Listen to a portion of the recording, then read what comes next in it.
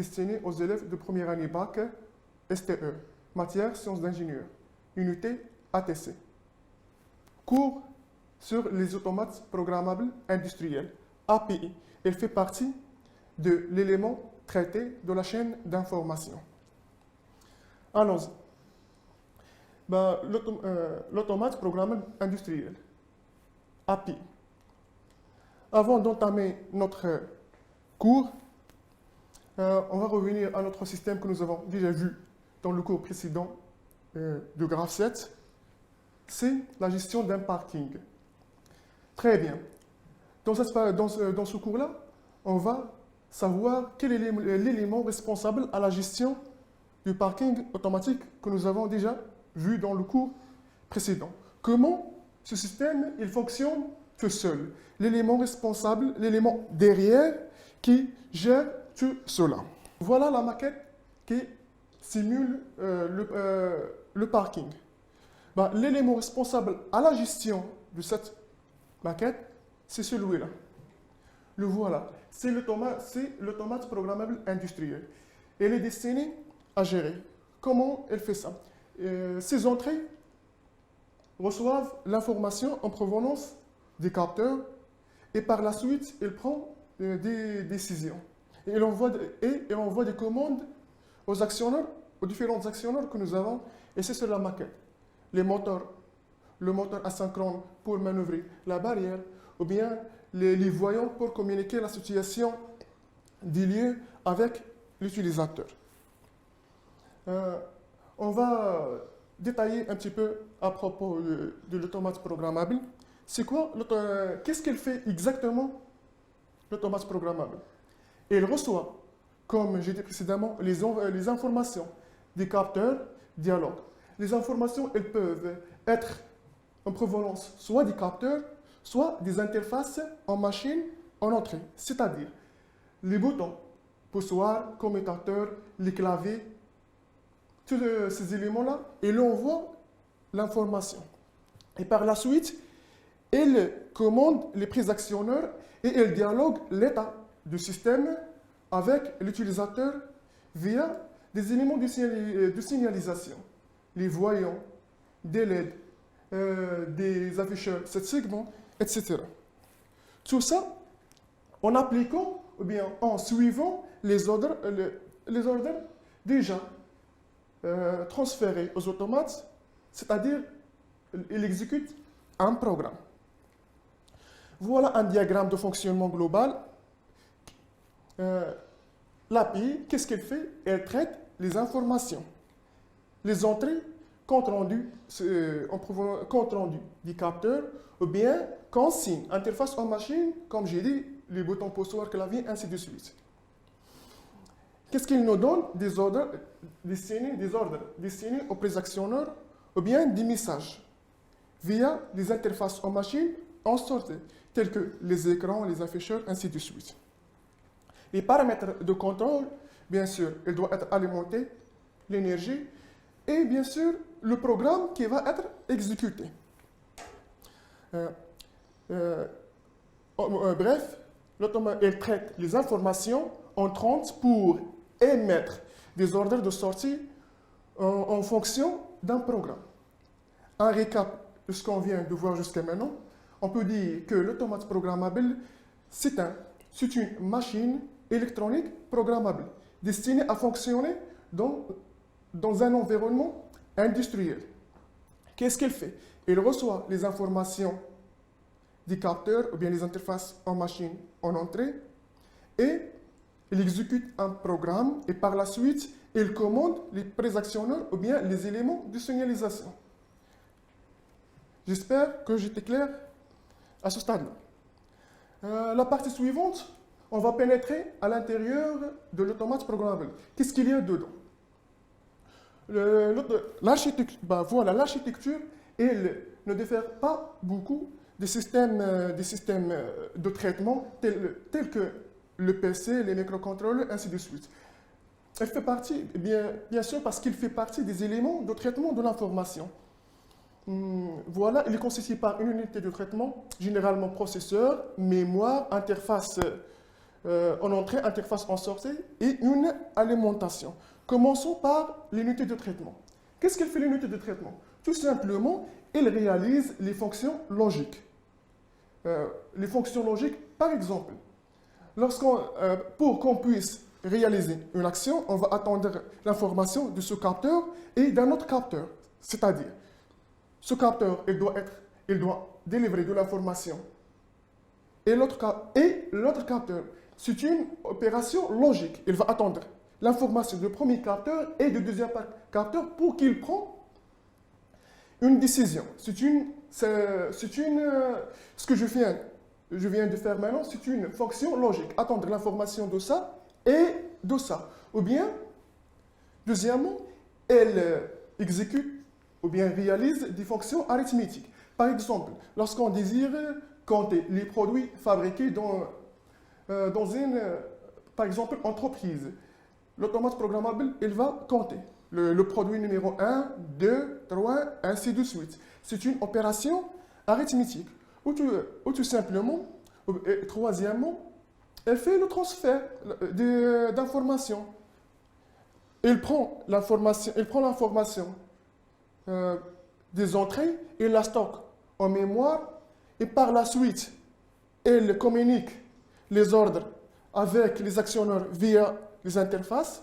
Comme vous remarquez ici, il est lié avec tous les éléments du système avec un bus parallèle. Ce bus parallèle, il assure l'acheminement de l'information entre les différentes composants du système. Passons maintenant à la zone mémoire. La zone mémoire va permettre le programme, c'est-à-dire de stocker le programme. Deuxièmement, capteur. Qu'est-ce qu'elle fait? Elle conserve les informations, ou bien elle reçoit les informations des capteurs et la conserve. Et le processeur, il reçoit les informations générées par le processeur et destinées vers les éléments, vers les actionneurs. Ou bien tout simplement les pré-actionneurs. Les actions possibles sur une mémoire, c'est-à-dire, qu'est-ce qu'on peut faire d'une mémoire? On peut écrire un programme, écrire une information, ou bien on peut effacer, c'est-à-dire, s'il est déjà programmé, on peut effacer le programme et émettre et transférer un autre programme, ou tout simplement, on peut lire ce qui est écrit dans la mémoire. Troisièmement, les interfaces d'entrée-sortie. Ces interfaces, elles permettent à notre automate programmable de communiquer avec son environnement externe. C'est grâce aux interfaces d'entrée qu'il reçoit les informations de l'extérieur et aussi grâce aux interfaces d'entrée, il reçoit et grâce aux interfaces de sortie, il commande ce qui est à l'extérieur, c'est-à-dire il commande les actionneurs, il commande les éléments de signalisation. Et bien sûr, une console de programmation. La console de programmation, généralement, un PC dans lequel est installé un logiciel de programmation spécifique à un automate. Chaque marque des API a son logiciel propre à elle. Qu'est-ce qu'il permet ce logiciel? D'éditer, c'est-à-dire écrire le programme, le compiler et bien sûr le transférer vers l'automate. Et un module d'alimentation. Le module d'alimentation, tout simplement, c'est une alimentation stabilisée qui permet d'alimenter tous les éléments de notre automate programmable. Voilà un schéma qui illustre le fonctionnement, comment il fonctionne de l'intérieur notre automate programmable. Gestion du système, autocontrôle, et par la suite, il reçoit, comme vous le remarquez ici, par la suite, il reçoit les informations des sorties, il les véhicule grâce au bus parallèle à la RAM pour qu'il se stocke là-bas, et par la suite, le microprocesseur commence à exécuter le programme, à comparer les valeurs d'entrée avec ce qui est déjà programmé, ben voilà, il commence à exécuter le programme et par la suite, à la fin de l'exécution du programme, il prend des décisions. Et il va envoyer de l'information, vous voyez ici, il va envoyer de l'information vers le module de sortie, c'est-à-dire de la commande. J'espère que cette partie, le cycle de fonctionnement est organisé en 4 tâches. J'espère que j'étais clair là-dessus. On passe maintenant à la programmation. Traitement du programme d'automate. La structure de logiciel. Normalement, en général, le programme est constitué de deux parties. Une partie dite programme séquentiel ou bien programme principal et postérieur. La différence entre les deux, c'est que la partie séquentielle ou bien principale, elle décrit seulement l'évolution séquentielle des étapes. Retenez bien ça, l'évolution séquentielle des étapes. Par contre, la partie postérieure, elle détermine l'étape de sortie. Autrement, la commande. Je vais reprendre ça. La partie séquentielle, elle s'intéresse seulement aux étapes. La partie, ou bien le programme postérieur, la commande des sorties. L'étape des sorties.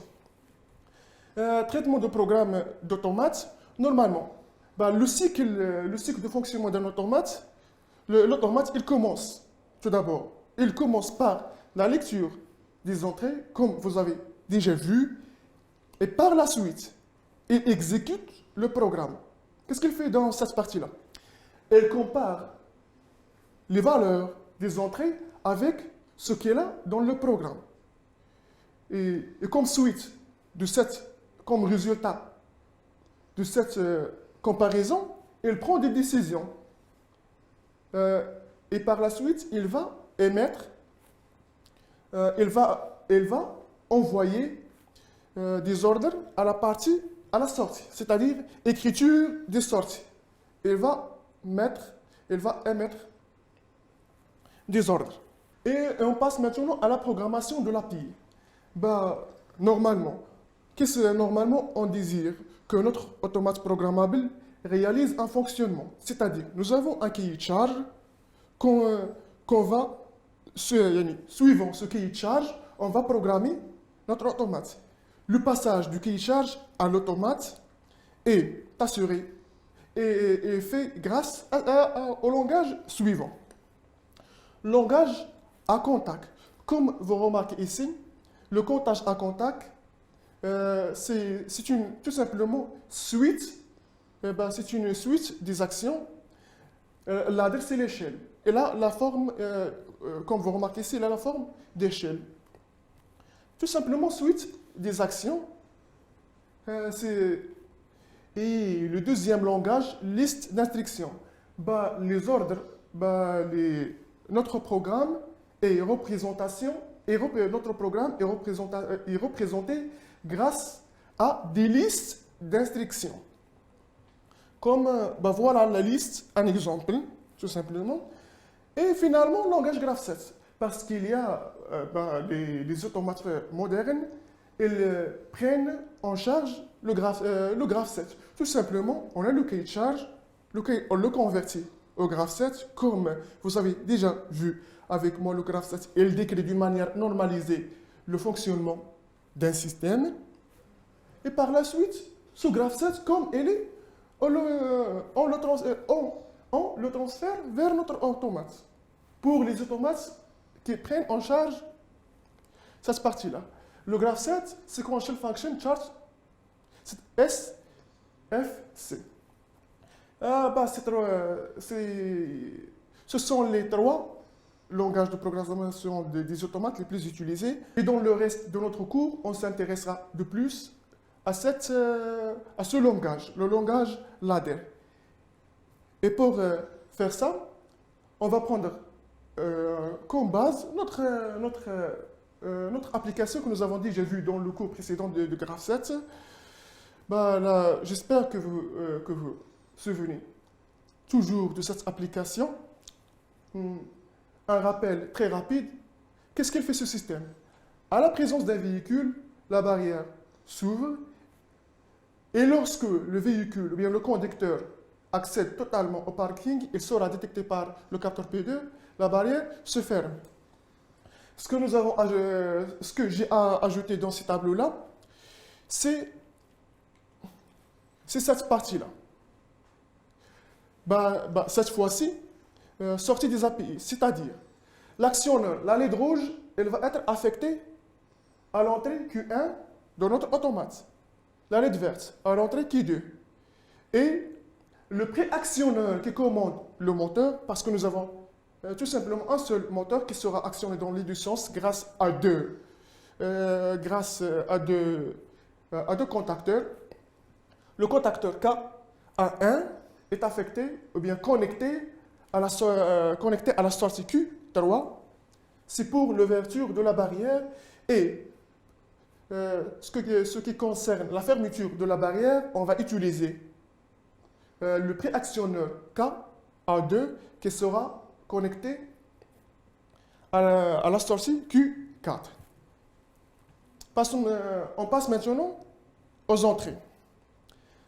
Ce système se dispose de 4 capteurs qui fournissent de l'information. La barrière est fermée, elle sera détectée par le capteur S2, connecté à la sortie, connecté à l'entrée. Ici, c'est de l'automate. La barrière est ouverte grâce à la détection de l'ouverture complète de la barrière se fait grâce au capteur S1 connecté à l'entrée épais de l'API. Présence d'un véhicule se fait grâce au capteur B1 connecté à l'entrée I1. Et finalement, l'entrée complète du véhicule au parking se fait grâce au capteur B2 connecté à l'entrée I2. Vous devez retenir ces affectations-là. Très bien. J'espère que vous vous rappelez toujours de ce fonctionnement. Qu'est-ce qu'on a fait cette fois-ci? Je vais commencer par le point de vue opératif. Je suis passé au point de vue commande. J'ai remplacé, comme j'ai déjà dit dans le cours précédent, j'ai remplacé mes actionneurs par les petits actionneurs qui les commandent. Et il y a un autre point de vue, le point de vue partie API, c'est-à-dire le graph set selon les entrées-sorties des API. Qu'est-ce que je fais dans cette partie? Tout simplement, je vais remplacer le capteur B1 par l'entrée auquel elle est connectée, le capteur S2 par l'entrée auquel elle est connectée, et ainsi de suite. Concernant les actionneurs, les préactionneurs, par exemple, KA2, elle sera remplacée par la sortie auquel elle est connectée, ainsi de suite. Le capteur B2 remplacé par l'entrée auquel elle est connectée. J'espère que cette partie est claire. Tout simplement, on remplace les préactionneurs ou bien les actionneurs et les capteurs par les entrées-sorties auxquelles ils sont connectés. Et par la suite, on va passer à l'étape suivante. Qu'est-ce qu'on va faire dans l'étape suivante? Tout simplement, on passe à la programmation. Mais tout d'abord, la première des choses à faire, on va associer, pour qu'on puisse programmer notre graph set, la première des choses à faire, on va associer à chaque étape un bit mémoire. Un bit mémoire d'automate. C'est-à-dire, l'étape 1, on va lui associer le bit M1 de la mémoire de l'automate. L'étape 2, on va lui associer M2, ainsi de suite. Et j'espère que vous rappelez toujours de ces équations, l'équation d'activation, désactivation de ces étapes. Ces équations, ils deviennent, après l'association des bits mémoire aux différentes étapes, comme vous le voyez ici. Condition d'activation, conditions d'activation de l'étape d'une étape I. Il nécessite l'activation de l'étape précédente ainsi que la transition qui lui précède. C'est 7, la mise à 1, c'est-à-dire 7, la mise à 1 de cette étape. Condition d'activation, tout simplement lorsque l'étape suivante s'active, l'étape en amont se désactive. C'est reset. Retenez bien ça. 7 de l'étape, reset de l'étape. Ces équations, on va les convertir en langage ladder. Tout d'abord, on va commencer par la partie séquentielle. Comme j'ai dit précédemment, la partie séquentielle qui ne prend en considération que l'évolution des étapes. On va s'intéresser à l'étape M2. Voilà les équations logiques qui correspondent à l'étape M2. Condition d'activation, condition de reset, désactivation. Qu'est-ce qu'on va faire pour le moment?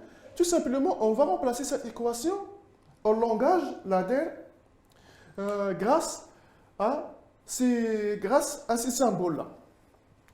Lorsqu'on a entrée, lorsqu'on a normalement open ou bien normalement ouvert, normalement open en anglais, le symbole électrique qu'on va utiliser, ou bien on peut utiliser le symbole ladder. Pour une entrée normalement close, c'est-à-dire normalement fermée, voilà le symbole qu'on va utiliser, ou bien celui-là.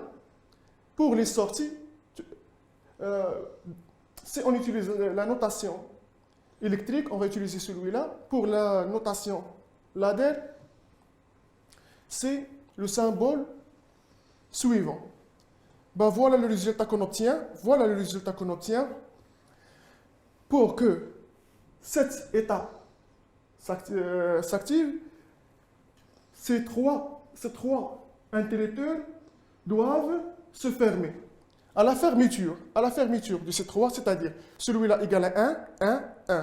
Condition d'activation. Cette étape sera active. La fermeture de ces trois interrupteurs conduit à l'activation de cette étape. J'ai utilisé, pour cet exemple, j'ai utilisé la notation ladder. Comme vous pouvez utiliser la notation électrique. Parfois, on mentionne dans les exercices la notation à suivre, soit ladder, soit électrique. Pour le moment, on passe à l'exemple de la partie postérieure. Voilà l'équation de la sortie. Quand est-ce que la sortie Q4 s'active? Quand est-ce que la sortie Q1. La sortie Q1, elle s'active soit dans l'étape M2 ou bien notez bien ça, ou bien dans l'étape M4. Voilà. Dans l'étape M2, Q1 est active, soit dans l'étape M2 ou bien si c'est une fonction logique, ou bien dans l'étape M4. Voilà le schéma ladder qui traduit cette équation. La sortie Q1 est égale à 1 si l'étape M2, ou bien l'interrupteur qui correspond à l'étape M2 se ferme, ou bien si l'interrupteur qui correspond à l'étape M4 se ferme. Ces deux étapes conduisent à l'activation de cette sortie. Et il nous reste pour le moment qu'à passer au langage ladder. On passe maintenant au programme ladder qui représente le fonctionnement de tout le système. C'est-à-dire, si vous transférez ce programme ladder à l'automate du maquette que vous avez au lycée, il va réaliser le fonctionnement souhaité. Notez bien l'exception suivante. Pour la première étape, normalement, on utilise cette ligne, c'est une ligne d'initialisation. Parce que selon les règles du GraphScience, qu'est-ce qu'on a dit? Que l'étape initiale est initialement active. Si on n'utilise pas cette cette partie-là, on ne peut jamais commencer notre système. Les conditions, ces deux premières parties concernant l'étape 1, C2, l'étape 2, C2, l'étape 3, finalement l'étape 4. L'étape 4. Chacune de ces étapes a ligne d'activation, ligne de désactivation, reset, set, reset, set, reset.